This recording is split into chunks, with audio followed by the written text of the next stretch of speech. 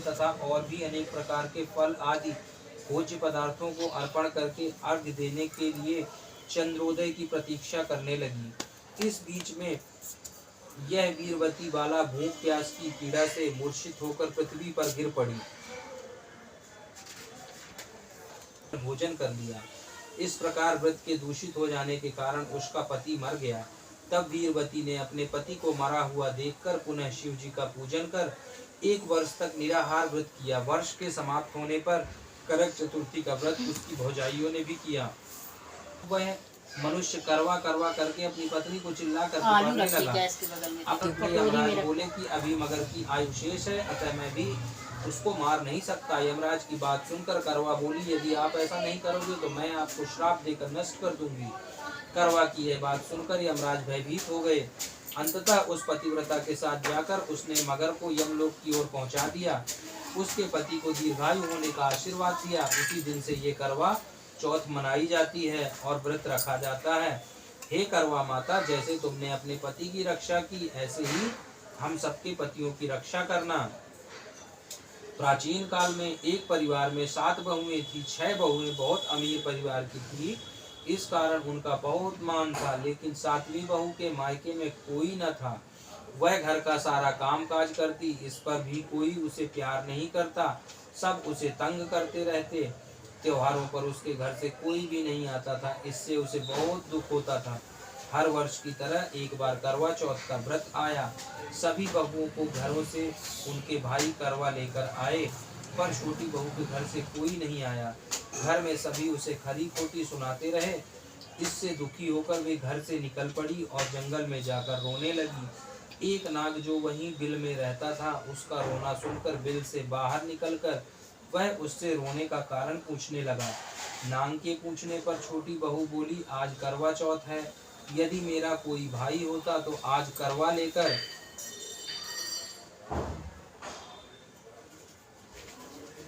जरूर आता। नाग को उस पर दया आ गई। नाग ने कहा, बहन तुम घर चलो, मैं अभी करवा लेकर आता हूँ। थोड़ी देर बाद नाग बहुत सा सामान लेकर उसके घर पहुँच गया। इतना सामान देखकर परिवार वाले बहुत प्रसन्न हो गए।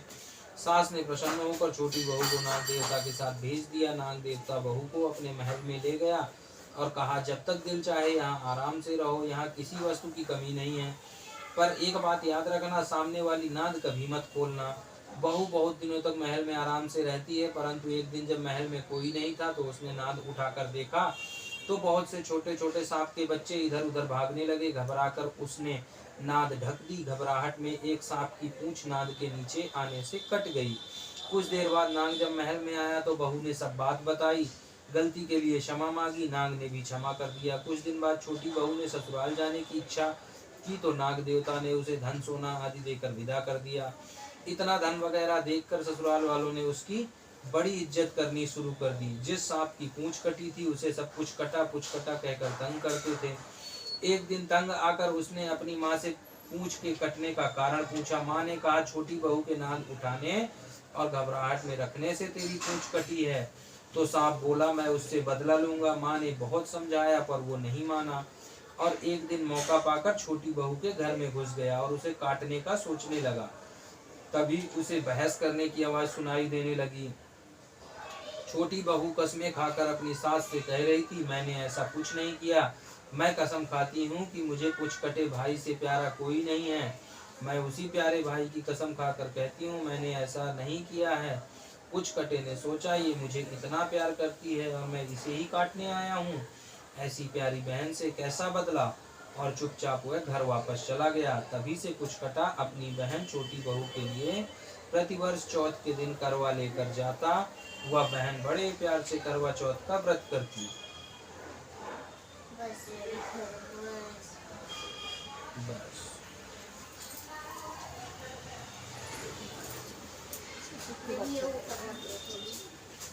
अग्नि नहीं हुआ छीट दो अंशी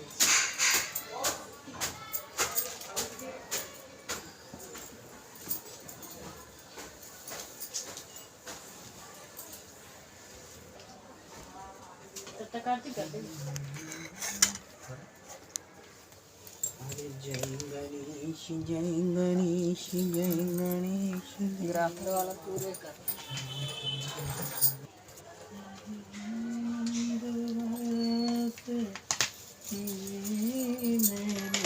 पार्टी वार्टी नहीं गा रहे है ना ऐसे कर जानकी गणेश जी के गाने हम गाए गई थी तू आगे पढ़ा तो पूरा उड़ाइए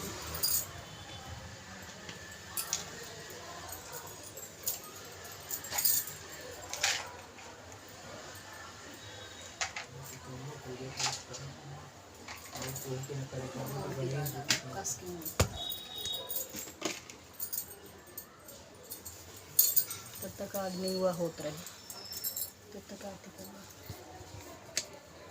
हवन परिवार पानी करता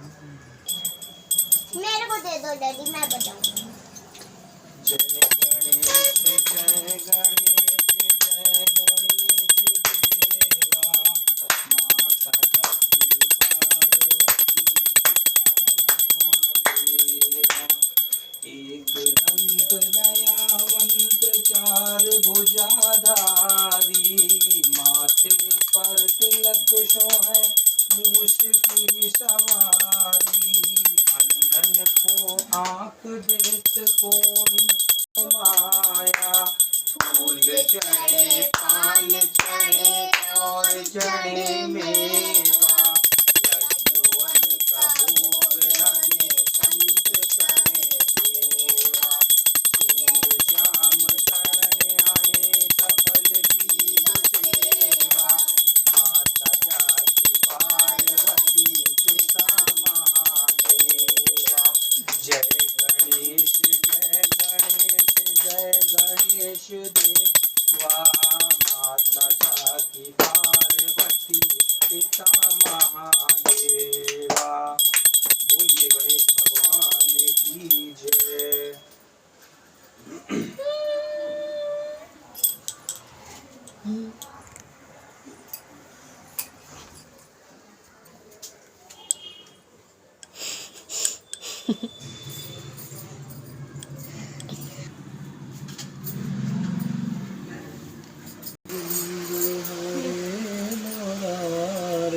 अब मेरे को भी दे दो आरती